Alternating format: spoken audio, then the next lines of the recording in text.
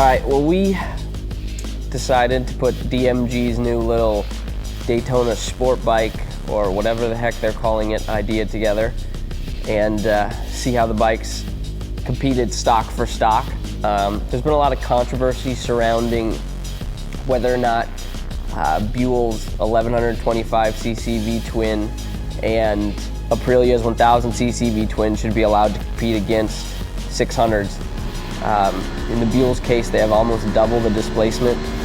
Plus, as per the rules, they're allowed more modifications as far as the stock 600s or the Supersport 600s that they're using.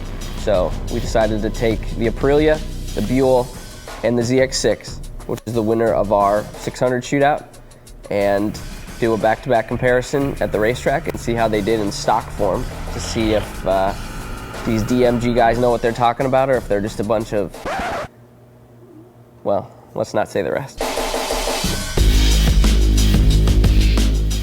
I honestly kind of thought coming into this that the Kawasaki would wax the floor with everything just because we had just ridden it in our shootout and the thing was awesome. But the Buell was definitely the surprise of the test. I have to say, it was the bike I was looking the least forward to ride today, just because of the look of it, you know.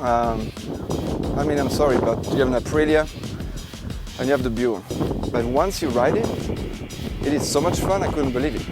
What I really like about the Buell is the direct connection the rider has to the rear tire. I mean, it's the only bike that has that belt drive, and literally, like, when you crack the throttle and you accelerate forward, you can feel the rear tire like gripping the asphalt. And like when the tire eventually goes away and starts spinning, like you have so much feel. Like you can spin up the tire at no problem. It's just, it makes you feel like a hero. I mean, it's just got so much of a direct connection to the pavement. It's just awesome. The leverage, the low center of gravity, make for a bike that flicks from side to side almost effortlessly. And when you're comparing it to a 600 inline four that weighs 30 pounds less, it's pretty surprising to say that it's more flickable than the 600, but there's no two ways around it. It definitely is. And the Aprilia, the thing I like about that bike the most is the chassis. The chassis is extremely rigid, extremely stiff, and you have a lot of feel from the road. It feels like the Buell is so much faster than the Aprilia. I was disappointed about the engine compared to the Buell, the same, you know, manufacturer, Rotax, and yet it feels very underpowered compared to the Buell. As far as an overall package goes, I think that of the three, the Aprilia guys probably have the most work to get the bike to be competitive. The Buell feels so much better, so much stronger, and much faster than the other two, definitely the Kawasaki. I don't understand really how they can race 1125 cc's against the 600. Doesn't matter how good the rider is, to beat the Buell this year is going to be very tough. All the time you hear about people complaining that the new DMG Daytona Sport Bike rules, they're unfair.